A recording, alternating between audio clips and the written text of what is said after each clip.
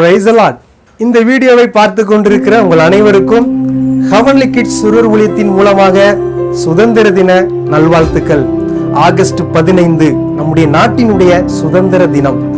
இன்றைக்கு நம்முடைய நாடு முழுவதும் ஒரு முக்கியமான நிகழ்வை நடப்பதை நம்மால் காண முடியும். அது என்ன முக்கியமான நிகழ்வு என்று சொன்னால், நம்முடைய தேசத்தினுடைய அடையாளமா இருக்கக்கூடிய நம்முடைய தேசிய கொடியை ஏற்றி வைத்து நம்முடைய விடுதலைக்காக போராடின, நம்முடைய உயிரையும் பாராது இரத்தத்தை சிந்தி நமக்கு விடுதலை வாங்கி கொடுத்த நம்முடைய தேச தலைவர்களுக்கு வீர வணக்கத்தை செலுத்துவதுதான் அந்த முக்கியமான நிகழ்வு. ஆமாங்க, இந்த வீடியோவில் கூட நம்முடைய தேசிய கொடியில இருக்கிற 3 வண்ணங்களை குறித்தும் அந்த நடுவில் இருக்கக்கூடிய 24 ஆரங்களை கொண்ட இந்த அசோக சக்கரத்தை குறித்தும் இன்றைக்கு இந்த வீடியோவில் நம்ம முழுமையாக ஒரு சில காரியங்களை நம்ம கற்றுக்கொள்ள போகிறோம். இந்த வீடியோ முழுமையாக பாருங்க, நிச்சயமாக உங்களுக்கு ஆசீர்வாதமாக இருக்கும். முதலாவது, நம்முடைய நாட்டினுடைய அடையாளமா இருக்கக்கூடிய நம்முடைய தேசிய கொடியில் இருக்கிற முதலாவது நிறம் காவி நிறம். இந்த காவி நிறம் தியாகத்தை குறிக்கிறது. ஆமாங்க, நமக்காக நம்முடைய விடுதலை, நம்முடைய தேசத்தினுடைய விடுதலைக்காக தன்னுடைய உயிரை கொடுத்த அந்த தியாகிகளை நினைவு கூறுகிறோம் இன்றைக்கு.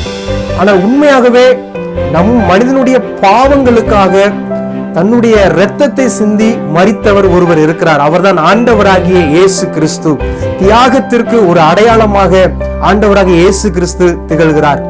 எல்லா மனிதனுடைய பாவங்களுக்காக சிலுவையை சுமந்து 3 ஆணிகளால் அடிக்கப்பட்டு இரத்தத்தை சிந்தி பாவ மன்னிப்பை நமக்கு பெற்றுக் கொடுத்தார் ஆண்டவராகிய இயேசு கிறிஸ்து.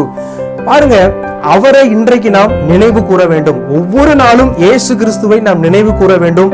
ஆனால் இன்றைக்கு விசேஷமாக அவரை நினைவு கூர்ந்து, என்னுடைய பாவத்துக்காக ஆண்டவரை நீ மரித்தீர் என்று சொல்லி நினைவு கூர்ந்து ஆண்டவருக்கு நன்றி செலுத்துவோம். அது மாத்திரமல்ல, அந்த ஆண்டவராகிய இயேசு கிறிஸ்துவுக்கு நம்ம என்ன செய்தோம், நம்ம என்ன தியாகம் பண்ணினோம் என்பதை நினைவு கூற வேண்டும். நம்முடைய நேரத்தை, நம்முடைய பணத்தை, நம்முடைய தாளந்துகளை, நம்முடைய திறமைகளை எல்லாவற்றையும் இயேசுவுக்கு தியாகமாய் கொடுத்து அந்த இயேசுவுக்கு நன்றி உள்ளவர்களாய் நாம் வாழுவோம். இரண்டாவதாக, நம்முடைய தேசிய கொடியில இருக்கக்கூடிய நிறம் வெண்மை நிறம். இந்த வெண்மை நிறம் உண்மை, நீதி, நியாயம், சமாதானத்தை குறிக்கிறது.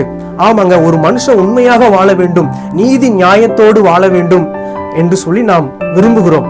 ஆனால் அப்படி வாழ வேண்டும் என்று சொன்னால் ஒரு புஸ்தகத்தை நாம் வாசிக்கும் பொழுதுதான் நாம் வாழ முடியும். அது என்ன புஸ்தகம் அப்படி என்று சொன்னால், அதுதாங்க பரிசுத்த வேதாகமம். ஒரு மனிதன் இப்படிதான் வாழ வேண்டும் என்பதை நமக்கு கற்றுக் கொடுக்கிறது. இந்த வேத புத்தகத்தை ஒரு மனிதன் படிக்கும் பொழுது உண்மையாக அவன் வாழுகிறான், நீதி நியாயத்தோடு அவன் வாழுகிறான். அது மாத்திரமல்ல, வேத வசனம் சொல்லுகிறது, உம்முடைய வேதத்தை நேசிக்கிறவர்களுக்கு மிகுந்த சமாதானம் உண்டு. ஆமாங்க, இந்த வேத வசனத்தை வாசிக்கிறவர்கள், தியானிக்கிறவர்கள் பாக்கியவான்கள்.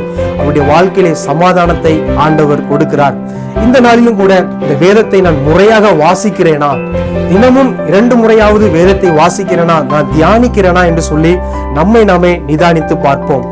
மூன்றாவது, நம்முடைய தேசிய கொடியில இருக்கக்கூடிய 3வது வண்ணம் பச்சை நிறம். இந்த பச்சை நிறம் செழிப்பை குறிக்கிறது. கர்த்தரை நம்புகிறவனோ செழிப்பான் என்று வேதத்திலே சொல்லப்பட்டிருக்கிறது. நம்முடைய வாழ்க்கை செழிப்பாக, ஆசீர்வாதமாக எல்லா விதத்திலும் இருக்க வேண்டும் என்று சொன்னால் ஆண்டவராகிய இயேசு கிறிஸ்துவை நாம் சார்ந்து வாழும் போது நம்முடைய வாழ்வு செழிப்பாக இருக்கிறது. இயேசு சொன்னார், ஒருவன் என்னிலும் நான் அவளிலும் நிலைத்திருந்தால் நீங்கள் மிகுந்த கனிகளை கொடுப்பீர்கள். ஆமாங்க, இயேசுவோடு இணைந்திருக்கிற ஒரு வாழ்வு, இந்த வாழ்விலே நாம் வாழும் பொழுது ஆசீர்வாதத்தை, ஒரு செழிப்பை நாம் காண முடியும். கடைசியாக, நம்முடைய தேசிய கொடியின் நடுவிலே, அது வெண்மை நிறத்தின் நடுவில் இருக்கக்கூடிய அசோக சக்கரத்தில் இருக்கிற 24 ஆரங்கள் ஐக்கியத்தை, யூனிட்டி, ஐக்கியத்தை குறிக்கிறது. ஆமாங்க, நம்ம எல்லா மனிதர்களோடும் அன்பு கூர்ந்து ஐக்கியமாக இருக்க வேண்டும். குறிப்பாக ஆண்டவருடைய பிள்ளைகள் அவிசுவாசிகளோடு நாம் ஐக்கியம் கொள்ளக்கூடாது. அவிசுவாசிகளோடு அன்பு கூறலாம், ஆனால் ஐக்கியம் வைக்கக்கூடாது. இயேசு கிறிஸ்துவின் இரத்தத்தினாலே கழுவப்பட்ட நீங்கள் உலகத்திற்குரியவர்கள் அல்ல, பரலோக ராஜ்யத்திற்குரியவர்கள். நீங்கள் கிறிஸ்துவின் உடையவர்கள். நீங்க யோசித்து பாருங்க, என்னுடைய ஐக்கியம் இயேசுவோடு இருக்கிறதா, என்னுடைய ஐக்கியம் நல்ல விசுவாசிகளோடு இருக்கிறதா, நல்ல நண்பர்களோடு இருக்கிறதா என்பதை இந்த நாளிலே நாம் நிதானித்து நம்ம பார்ப்போம். என்னங்க, இந்த வீடியோவில் நம்முடைய தேசிய கொடியின் மூலமாக இத்தனை விஷயங்கள் நம்ம இன்றைக்கு கற்றுக்கொண்டோம்.